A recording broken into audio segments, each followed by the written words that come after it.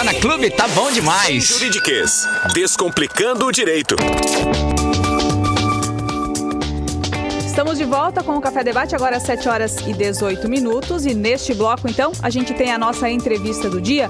A gente vai falar sobre a lei do superendividamento, porque há pouco mais de um mês essa lei foi sancionada pelo governo federal e chegou para mudar alguns detalhes no Código de Defesa do Consumidor. Um dos pontos importantes desta lei está relacionado às pessoas que têm muitas dívidas e não conseguem pagá-las. Para nos ajudar a compreender melhor, então, esse tópico da nova lei que deve afetar a vida de muitos brasileiros, convidamos a doutora Bruna Martim, advogada especializada em Direito do Consumidor, para esclarecer essas dúvidas para a gente. Doutora Bruna, bom dia, obrigada por estar aqui conosco nesta manhã. Bom dia, Luana, bom dia a todos os ouvintes. Eu que agradeço pelo convite. Certo. Doutora, então, a gente começa falando dessas mudanças, né, no Código do Consumidor, e uma dessas mudanças que chegam com essa nova lei é que o consumidor que tiver muitas dívidas poderá negociar com todos os credores ao mesmo tempo, é isso? É isso mesmo. A lei ela entrou em vigor acrescentando alguns direitos básicos, né, e princípios também ao Código de Defesa do Consumidor, mas o que mais se destaca é a lei, né, tanto que ficou conhecida como Lei do Superendividamento, porque o consumidor, tanto administrativamente como judicialmente, poderá fazer uma espécie de recuperação judicial. O que acontece com as empresas, o consumidor superendividado poderá negociar as suas dívidas, preservando o mínimo existencial para sua sobrevivência. Certo. Doutora, qualquer consumidor endividado pode negociar as suas dívidas nesse novo formato? A gente tem que colocar uma questão que o consumidor ele precisa estar super endividado, né? Precisa ser uma pessoa natural, então pessoa física e de boa fé. E demonstrando a impossibilidade sempre de pagar a totalidade das suas dívidas de consumo exigíveis. Sempre tem que ficar demonstrado a afetação, o comprometimento do mínimo existencial. Certo. E qualquer dívida entra nesse processo?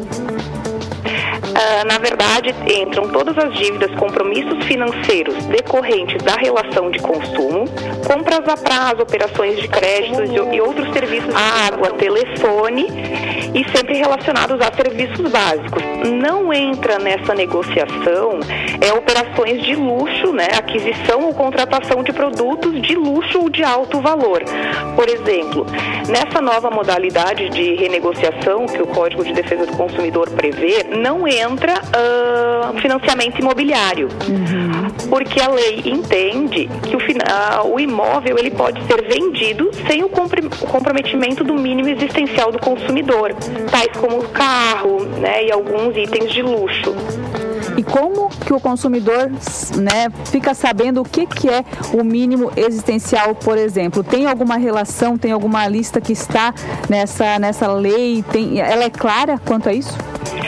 Ela não deixa claro, na verdade tinha um percentual, a lei na sua íntegra tinha um percentual de 30% da renda, mas o artigo foi vetado. Então, como é que ficou definido? Ficou, na verdade, um entendimento que o valor é o necessário para manter as condições elementares de uma vida digna, tais como alimentação, moradia, luz, água, escola, esses itens básicos. Mas não tem um percentual ou um valor mínimo. Isso não existe. Vai caber, na verdade, a cada consumidor, quando montar o seu plano, demonstrar o que é o mínimo existencial para ele.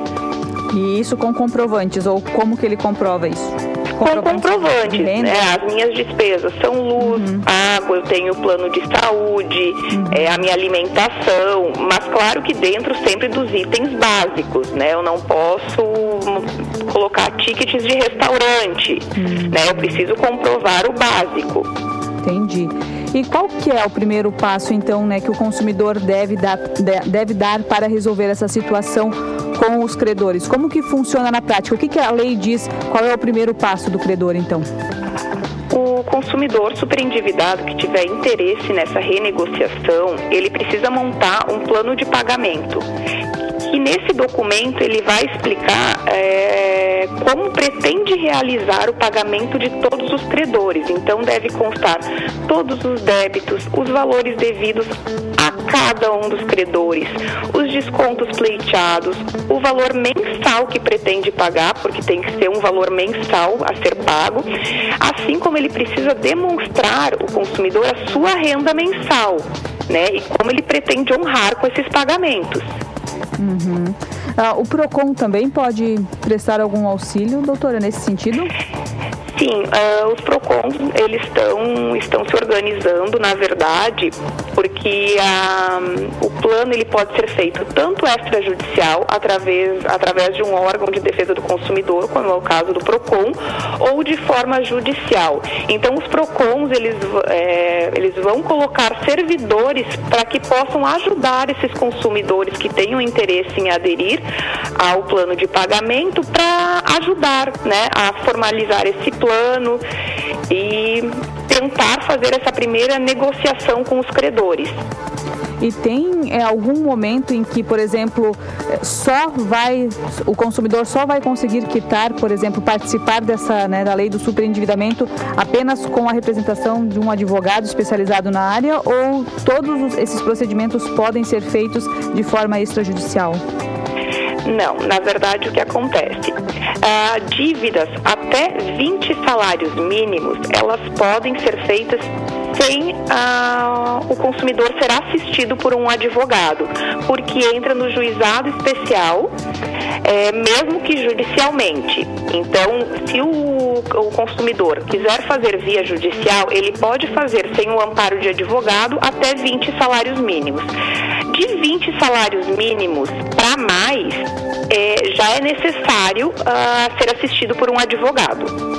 Certo. 20 salários mínimos, se a gente colocar no valor do salário mínimo atual, dá 22 mil. Então, dívidas até 22 mil podem ser negociadas sem o advogado.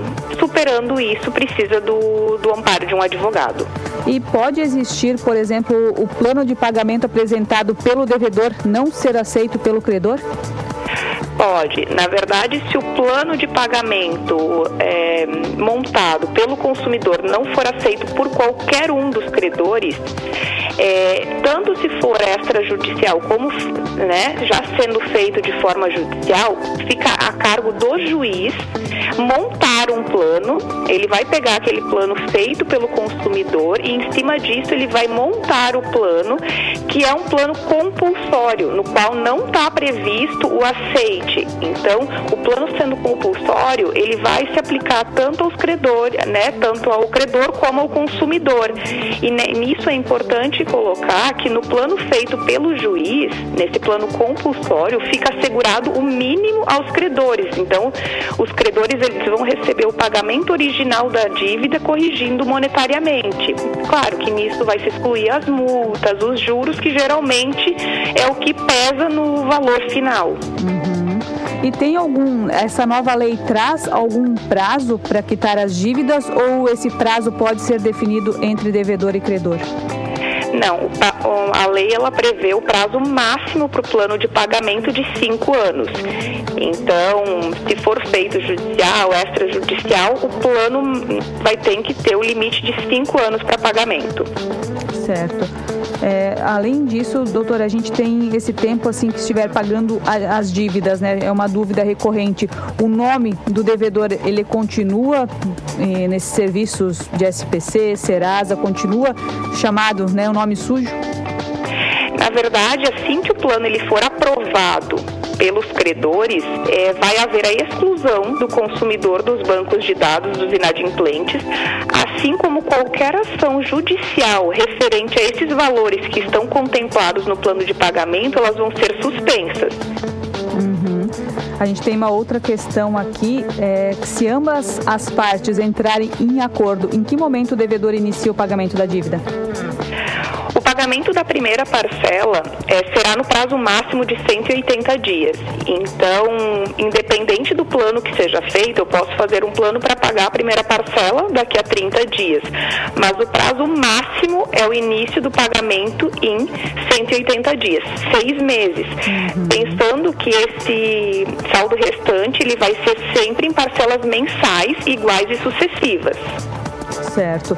Doutora, para a gente ir finalizando a nossa entrevista aqui, bem esclarecedora sobre esse assunto, com certeza muitas pessoas, muitos consumidores têm dúvida, mas a gente tem outro assunto que fala em relação às propagandas, inclusive, essa nova lei proíbe propagandas de empréstimos, por exemplo, do tipo sem consulta ao SPC, que a gente vê bastante, esse tipo de propaganda. Exatamente, a lei ela previu essa proibição, porque quem anda no centro da cidade geralmente vê inúmeras lojas, empréstimo consignado sem consulta, a Serasa sem consulta ao crédito. Na verdade, essa ficou proibido, a lei ela trouxe essa proibição, porque isso era uma das formas que os consumidores acabavam se superendividando, porque muitos desses empréstimos consignados são em folhas de pagamento. Então, quando o consumidor ia verificar, ele já não tinha o mínimo existencial recebendo, era descontado da folha de pagamento, aposentadoria. Então, ficou essa proibição. Perfeito. Doutora, tem algum... pode falar, pode continuar. Desculpa. É só importante, acerca do superendividamento, lembrar, porque eu já vi muitas pessoas falando, mas isso vai aumentar a taxa de pessoas que não querem pagar, vão aderir ao plano para não pagar. Na verdade, a gente sempre tem que colocar que o consumidor ele tem que estar de boa fé. A boa fé é um dos princípios aqui, para que se entre com esse plano de pagamento. E o consumidor só vai poder aderir novamente a um plano depois de passados 2 anos. Então, não é qualquer dívida feita que vai poder todo mês fazer um plano de pagamento. Tá? Então, eu particularmente não acredito que vai haver uma inadimplência maior. Eu acredito que realmente venho para ajudar o consumidor. Perfeito. Tem mais algum ponto que você acha importante, doutora Bruna, trazer para a gente, sobre essa lei do superendividamento? A gente sabe que ela é extensa também, tem muitas informações, a gente não consegue trazer todas nesse momento, mas que o consumidor deve ficar atento?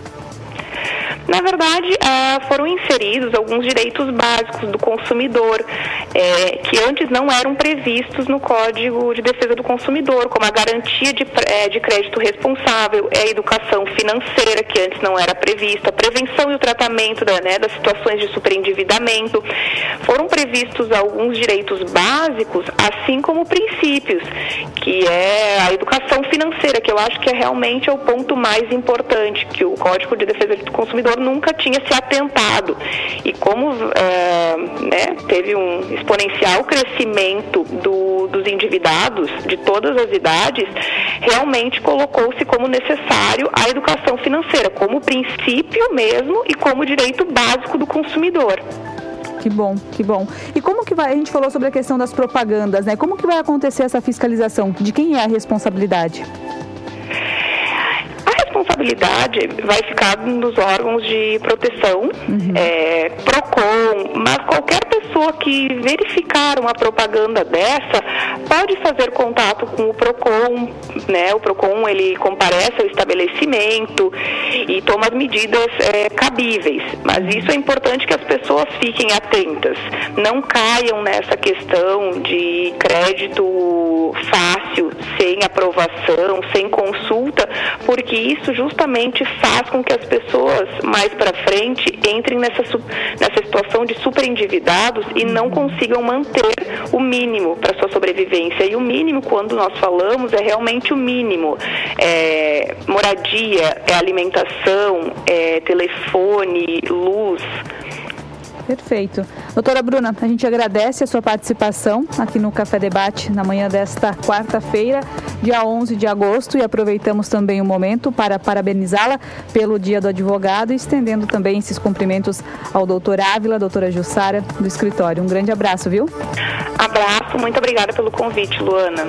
Obrigada, até mais. Obrigada.